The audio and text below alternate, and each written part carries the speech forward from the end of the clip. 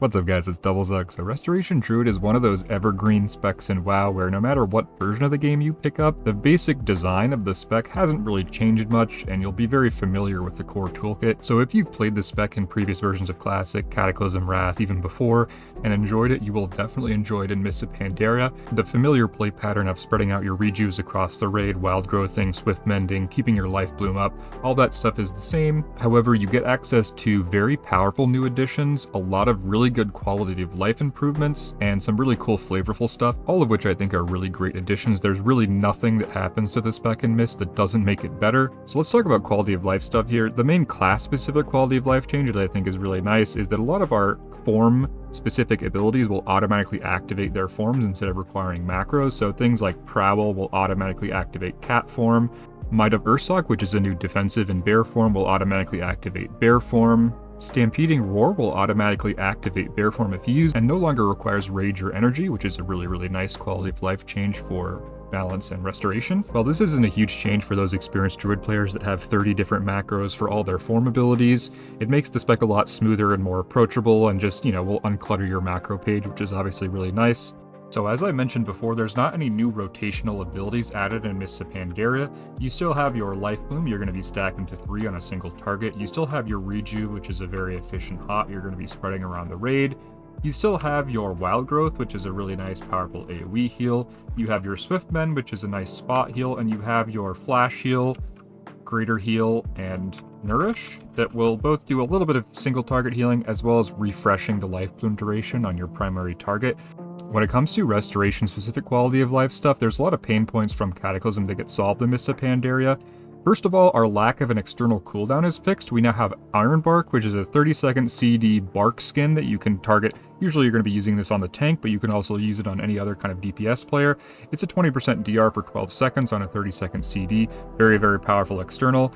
If you played Restoration Druid in Cataclysm, you've experienced the annoyance of feeling like you have to have a lot of busy work globals to refresh your life bloom all the time, as well as it being very costly to swap your life bloom between targets. Both of those problems are ameliorated in Mists of Pandaria. Your life bloom has its duration extended to 15 seconds, which is going to give you a lot more time between refreshes to do other things with your globals and not have to constantly be pressing Nourish all the time, having busy work globals refreshing those life blooms, which is really nice. The problem of swapping life blooms is also addressed, where if you have 3-stack life bloom on one target and you press life bloom on another target, all 3 stacks of that life bloom will swap to the new target. Life bloom is still limited to one target and it's still very powerful in Mists of Pandaria, doing very good healing in itself and also proccing that clear casting effect. All of our casted heals, being Healing Touch, Nourish, and Regrowth, are all very similar to how they function in Cataclysm. However, Regrowth is quite significantly buffed in that the 60% crit chance is now baked into the spell,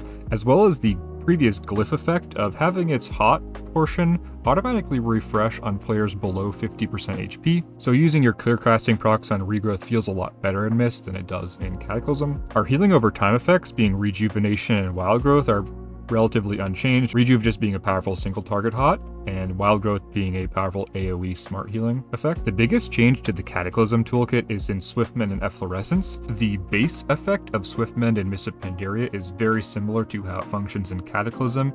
It's just a very powerful spot heal that you can use only on targets with Regrowth or Rejuve hots, and it will do some instant healing as well as spawning a healing circle under the target. The biggest change to base Efflorescence in Mists of Pandaria is just that the circle is much larger. So again, another really nice quality of life improvement. If you've ever in Cataclysm accidentally swift-mended someone that's outside of the raid stack and having that little tiny efflorescence circle spawn out of range of everybody, that problem is mostly solved again by this radius increase. However, the major changes to Swiftmend and Efflorescence come with your Wild Mushroom. Restoration Wild Mushroom is a little thing you can place on the ground. You can see it has a radius. When you put it down, it has a 5-minute duration, kind of similar to old totems. And what this will do is it will accumulate all of your overhealing from Rejuve up to a maximum of 200% of your HP. And then when you detonate the mushroom, it will release all that healing and heal everyone inside of the radius of that mushroom. You can also move this every 3 seconds and it won't lose the accumulated healing. So this mushroom in itself is a huge increase to the efficiency of rejuvenation, given that the blanketing hot style of healing usually ends up in kind of high overhealing for those hots. Having access to an ability that will store up that overhealing and let us use it later to effectively heal the raid is incredibly powerful on a spec designed around high overhealing buttons like Rejuve. The second thing that makes Mushroom incredible is this Glyph of Efflorescence.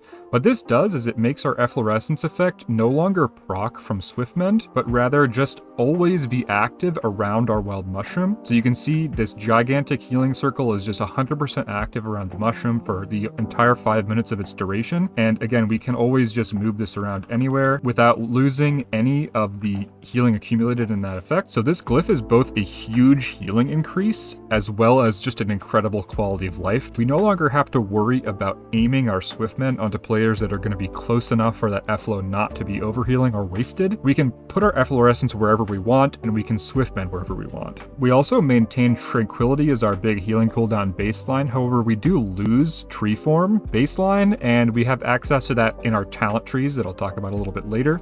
The last two things I'll talk about here is that all the passives that we used to get in our talent tree in Cataclysm are now just baseline, so things that we couldn't get access to without sacrificing lots of throughput, like Living Seed primarily, which gives us a lot of crit scaling, passive talents like Swift Rejuvenation. All this stuff is now just baked into the toolkit baseline. Last but not least, the duration of our Mastery is increased from 10 seconds all the way to 20 seconds, and this, along with the increase in the duration of Life Bloom, is again going to dramatically reduce the amount of those annoying busywork globals that we have to spend on Nourish just to keep up our maintenance buffs.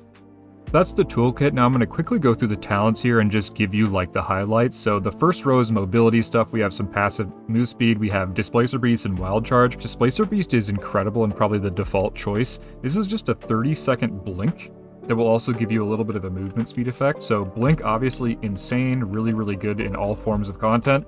Wild Charge is a little bit of an honorable mention here. This will change based on the shapeshifting form you're in. For caster form, this gives you a 15-second intervene, which is pretty powerful. Our 30 row is actually really powerful for Restoration Druid. Cenarian Ward is a powerful single target heal. Renewal is basically just Desperate Pair for Druid.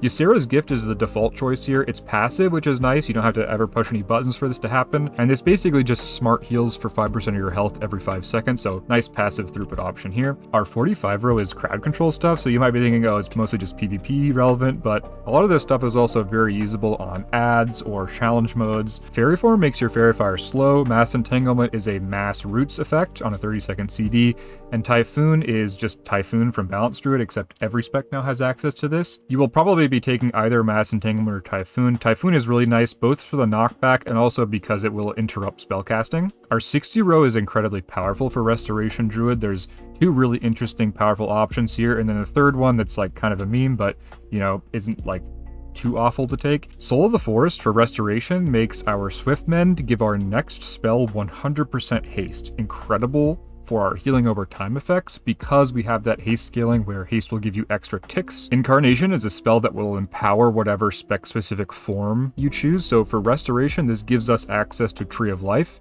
So we do lose that cooldown baseline, but we can get it again in our talent row, and all the effects of Tree Form are the same from Cataclysm. It will power up your spells as well as increasing your healing by 15%. The last row is Force of Nature. This is another balance ability that's repurposed. For Restoration, your Treants will cast healing spells. So this is a little bit of a short cooldown smart healing effect. Generally speaking, I'd recommend just taking Soul of the Forest. However, Incarnation does have its role if you do need burst healing. Tree of Life is obviously very powerful, and Soul of the Forest is going to give you very competitive overall healing. Our 75 row is another crowd control row. All three of these buttons are very powerful. Disorienting Roar is a 30-second AoE CC. Really good in PvE for stopping casts in something like a challenge mode or on ads and raid. In PvP, this is an instant CC, so it can help you set up casts on Cyclone. Ursol's Vortex is a little bit more complicated. What this does is it will summon a AoE. This AoE will slow by 50%, and the first time any enemy tries to leave, it will like grip them back to the center. This is really useful for ad control in PvE as well as like kiting and stuff in PvP. It also does complement well with Typhoon, where if you knock the enemies into the vortex, it will instantly grip them back in, so you can stop in an AoE with Typhoon without knocking the mobs around into Africa. Mighty Bash is super simple. It's just a stronger single target stun. Our 90 row is incredibly powerful and pretty interesting for Restoration Druid. The first talent is probably going to be our default choice for most encounters. This is going to passively increase our main stat by 6%, which is a pretty huge increase to main stat. And when you activate this, it's a 6-minute cooldown, 45-second duration, so very long cooldown, but also very long uptime. And basically what this on use does is buff all the roles that you aren't. So as a healer, this is going to massively increase your ability to DPS both in cat form and with your spells, as well as, make you a lot tankier and make you uncrittable in bear form. Our second option is Dream of Cenarius. For restoration, this is going to increase our wrath damage by 20% and also cause our wrath to smart heal for 100% of the damage it does. This is nice for like 5-man content and stuff like that, but just numerically it's much weaker than the other two options most of the time.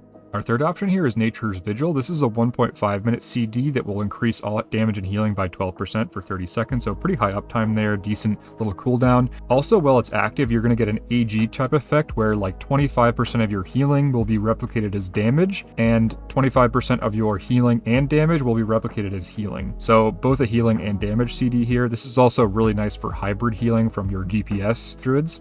So all three of these 90 talents will give us access to some amount of healer damage, Heart of the Wild giving us a lot of burst inside that 6-minute CD, and Nature's Vigil giving us a little bit of consistent damage over the fight. When it comes to healer damage, we also have access to Killer Instinct, which will give us all of our intellect as agility when we are in bear or cat form. However, despite all these healer damage changes, Restoration Druid does do very low overall damage, but it can do some quite significant burst damage inside of Heart of the Wild. When it comes to glyphs, the only real important transformative glyph is going to be Glyph of Efflorescence that we discussed previously. These other two major glyphs are just kind of standard stuff. The most important thing to mention here, though, is our minor glyphs. There's a lot of really cool minor glyphs that are super flavorful for Druid. You can change how your forms look, you can make your travel form into a mount, but I think the most important one for Resto is Glyph of the Treant. This gives you access to a permanent tree form that's just purely cosmetic, and it does look like the old tree form, which I think is a massive upgrade over the new broccoli guy. So a huge flavor win there. You don't have to look at your gear anymore, you can just look at this little tree idiot. The last really powerful and flavorful addition to Druid is Symbiosis. This is a spell that will exchange an ability between you and the target when you cast it on them. It's very complicated, so I'm just going to go specifically into the stuff you can get as a Restoration Druid. You can see this list on the end here is all the stuff you have access to as a Resto Druid. So you have access to really powerful defensives in IBF, Fort Brew, Evasion. You can even get immunities in Deterrence and Ice Block. You can get utility with something like Cleanse or Leap of Faith, and you can get a lot of mobility from something like Spirit Walker's Grace or Demonic Circle Teleport. So a huge amount of options here, both PvE and PvP. You can always find something really cool and powerful to get for every encounter. Now that we talked about talents and glyphs, I want to close out the video talking through Resto Druid's viability in the different forms of endgame content. But a disclaimer here first, all the healers are perfectly viable and serviceable despite there being a pretty significant power differential. It's classic and you can clear all the content in every part of the game with any healer composition. So if you are really looking forward to playing a specific healer, don't let me discourage you from rolling that spec just, because it might not be the absolute tip top in terms of viability. Let's start strong here with PvP. Restoration Druid is competing for that best healer spot in PvP. It's good in BGs and it has really, really powerful comps in 2s and 3s in Arena with the God comp including a Resto Druid. As I mentioned before, a lot of those quality of life changes really, really make Resto Druid a lot better in PvP. When it comes to 5-mans, we're really talking about challenge modes because heroics are super easy in MoP. Challenge modes, the top times are either going to be a no healer in the composition or probably with a Disc Priest. However, with all the healers, you can pretty easily do the gold times and get all the rewards, so unless you're looking to compete for the super high leaderboards, it doesn't really matter that Resto Druid isn't a Disc Priest in this situation. When it comes to raid in both 10 and 25-man, Restoration Druid is pretty strong. It has really high throughput. It has really, really powerful snap healing with your Mushroom Burst. It has good burst healing with Soul of the Forest, powering up your Tranquility. Pretty good stacked healing with Efflow and just good rot healing with your Hots. Although it does struggle from having lower overall damage than healers like Mistweaver and Discipline Priest, as well as worse overall throughput and cooldowns than something like a Restoration Shaman. That being said though, it's very viable to have one Resto Druid in a 10-man and to have a Resto Druid as that 5th healer spot in a 25-man, but you will be competing for those later healing spots with, the Mistweaver, the Holy Priest, the Holy Paladin. The core healing spots are going to be reserved for Restoration Shaman and Discipline Priest, especially in the more meta-chasing guilds out there. So that's Restoration Druid in MoP, super fun spec with really, really good quality of life. If you enjoyed the video, send a like and subscribe. I do have intro videos for all the healer specs for MoP, and once MoP comes out, I will be doing very in-depth full guides for all the specs. So thanks for watching, see ya. Swobu. Zug zug.